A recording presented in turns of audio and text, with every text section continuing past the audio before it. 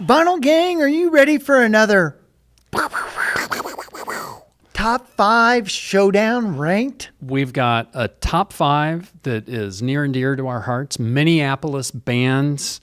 There's a lot of them. You probably don't know that they're from there, but that music scene, maybe next to the Seattle scene, has produced a lot of great artists and a lot of wonderful music. And so John and I worked there together a couple years ago in the summer, and we kind of fell in love with the place. So, I like Seattle. Minneapolis. See how prevalent that Seattle thing is? We want you guys to go down there in the description. We want you to subscribe. Go to our Fourth Wall page, which is our home away from this YouTube home. And what do we want them to do when they do that? Comment. Yes. Share. Like. Subscribe.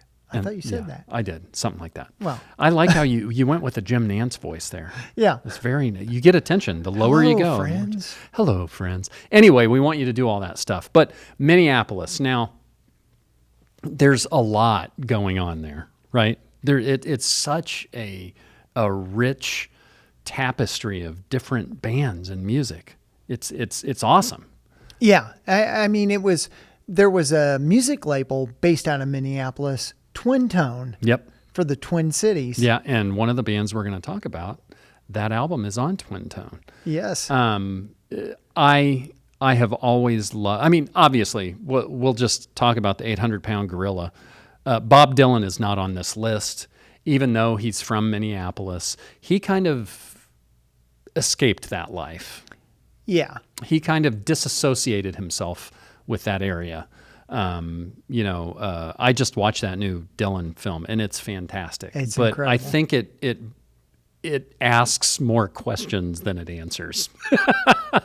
I like films that do that. Yeah, but it was great. Anyway, Bob's not on this list. What is our number 5 band? I will take our number 1 Vinyl Ventures album. Number 5 on the list. Husker Du. Good old Husker Du. These guys, and the reason they're on their list, the reason they're on our list is because they are that band that everybody knows, but still nobody knows them. Yeah. And really, Husker Du was Minneapolis through and through. Yeah. And you talk to any of these bands that we're talking about, they're gonna harken back to these guys. Yeah, their influence is wide. Yeah, and this is New Day Rising. I actually have a first pressing of this. Nice. In my collection. This is probably a first pressing. Yeah. They're really hard to put in a box. Yeah. They're hard to define, like fuzz rock, or they're less folksy than a lot of these other Minneapolis bands. Yeah. These guys are from St. Paul, right? Yeah. They just have a sound their own, and when you're known for being a band from a specific region or area, and you have such distinction, that's an accomplishment. Indeed, it is. Right, and people are still in love with this band 50 years later. Yeah, they really started out as a hardcore punk band and kind of moved into. They were still considered punk, but they moved into a more kind of progressive sound. Yeah. Progressive punk. Yeah. I just made something up. There you go. There's a new genre for every day. So if Husker Du is our number 5 wheels, who would you say is going into that number 4 slot? Number 4 slot, Soul Asylum. And this band is so great. Dave Pirner is the guy that writes all the music. This is their most recent record that just came out like 3 months ago. It's called Slowly But Surely. And for any racing fans, that's Shirley Muldowney and her drag car there.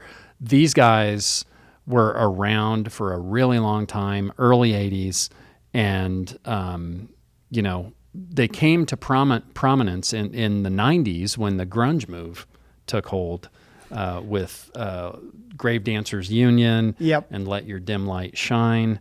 Kind of, at the time, again, put into that like alternative music box, but you listen to it now and it's just rock. It's just rock and roll. But Dave Pirner is on another level songwriting wise than I think most of these bands. But I mean, he tells stories within his like 3.5 to 5 minute songs, and he's got a real distinctive voice. The band doesn't exist as it originally existed. I think Dave's the only original member left, but they're still out there touring, and they're still making vital new music. And you can't deny the quality of what these guys put together. And I love this design too. Yeah, that's a great cover. Kind of reminds me of the first Elvis cover. And then, on the back, you've got the racing helmets and the list of songs. So if you haven't listened to their more contemporary stuff, give it a go. But like I said, Let Your Dim Light Shine and Grave Dancers Union, and this both is great. Just recently, just came out. This is hot off the press. So nice. Soul Asylum, number right. 4, number 3. Drum roll. Obviously, This is all you. This is all me. JayHawks. These guys have been around since the early '80s, and this band is kind of the band that, between them and Wilco, where the alt country moniker kind of stuck. This is a mix of folk and pop and rock and story songs. Also, when they first began, for the first few albums and for one album after that, Mark Olson was like the co-lead singer with Gary Louris. Then they split apart after their biggest record, Tomorrow the Green Grass.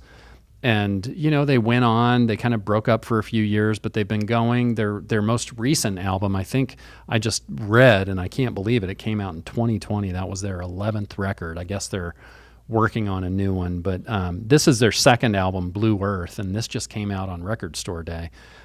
This hasn't been pressed on vinyl since 1986. That's amazing. And the cool thing, if you'll allow me, is you not only have the album, but it comes with a 45, if I can get it out of the slipcover here. And it is on Twin Tone, the aforementioned Twin Tone records. So JayHawks, Keith has gone to a lot of JayHawks shows with me, and they are always fantastic.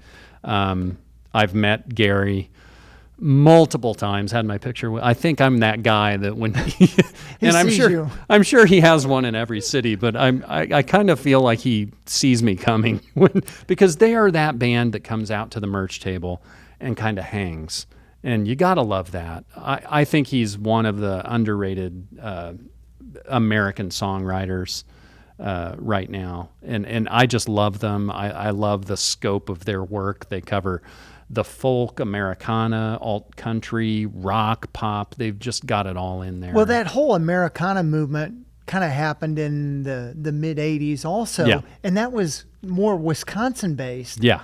Yeah. Because there were bands like the Bodines and all these other bands. That whole area Yeah. up there is something crazy. Something crazy happens in geographical areas where there's weather that maybe isn't always the best. Yeah. Maybe that's the secret. Snow means we make music. We go to the basement. So JayHawks are very comfortably sitting at number 3. John, who is our number 2? I'm going to put this back in here. Number 2 is one of my favorites, The Replacements. These guys also cast a huge shadow. Giant net. All across music. Paul. The funny thing is, Paul Westerberg. When did The Replacements end? Officially, late 80s.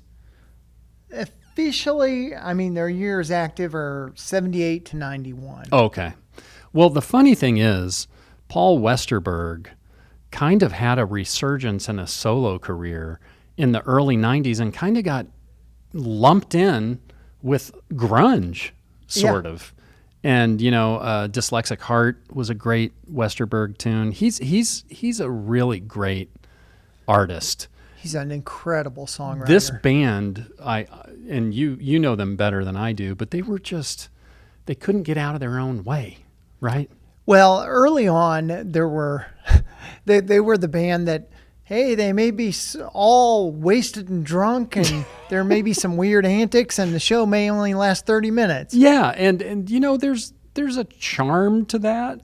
Yeah. For a very short time. Yes. And then people, no matter what time it was in history, people, then they're like, wait a minute, I paid to come see you, and I would rather that you're conscious while you're playing. So that was a big problem for these guys. Oh, right? yeah. And it was obviously pre-internet, so none of that stuff. I mean, bad news travels very fast.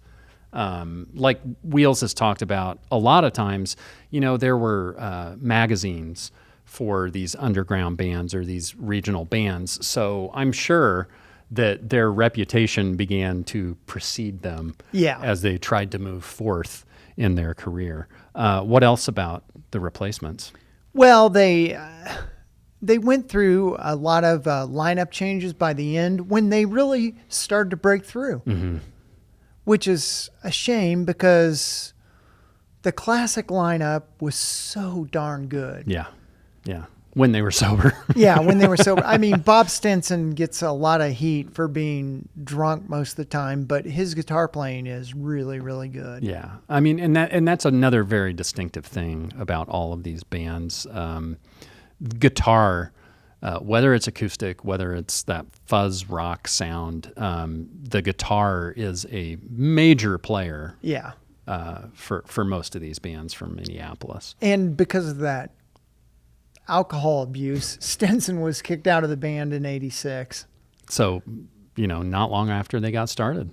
No. Actually, it was late '70s, right? Yeah, it was close to when they finished. So they released a couple of albums that did probably better than their earlier stuff. Mm-hmm. But on this, Let It Be, this is the classic lineup, mm-hmm. all the guys.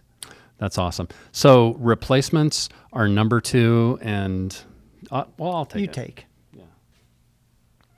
Number 1. Number 1, you can't not put Prince Rogers Nelson at number 1. As a Minneapolis guy, he put so many bands together. He brought so many artists to the fore. He was not only a musical genius, but he was like a manager of other bands. He wrote so much great music that other bands recorded, which is kind of unheard of. Yeah. And, he very much in the Stevie Wonder school, he's got a great live band, whether it's New Power Generation or whether it's The Revolution, but on the albums, Prince recorded all the parts. Yeah, and the guy loved Minneapolis. Yeah, I remember reading somewhere that he said that people were always confused, why do you still live in Minneapolis when you're this huge international star? And he always said that the weather keeps the riffraff away. That's a good point.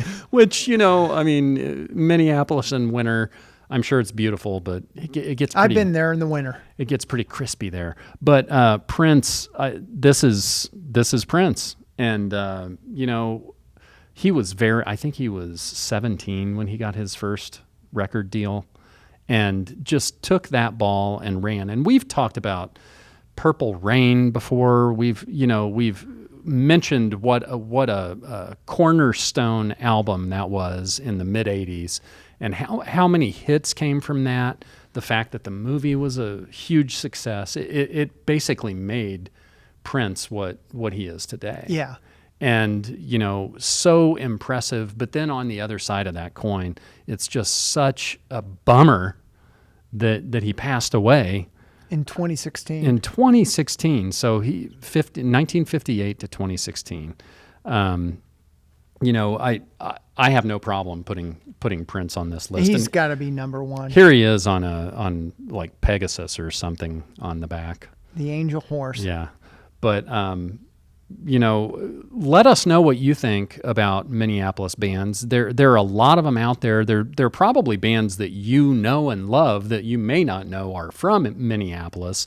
So share your top 5 with us. What else do we want people to do, John? Like, subscribe, share, and comment. Yes. And don't forget to go to that Fourth Wall link in the description. That's our home away from YouTube. You can get special merch and special videos there. Most of all, we want you guys to keep on keeping on with this vinyl sickness that we all love so much. Our relationship with our music has become so special because of folks like you joining us in this venture. So for Wheels, I'm Jay, and we'll see you all the next time around.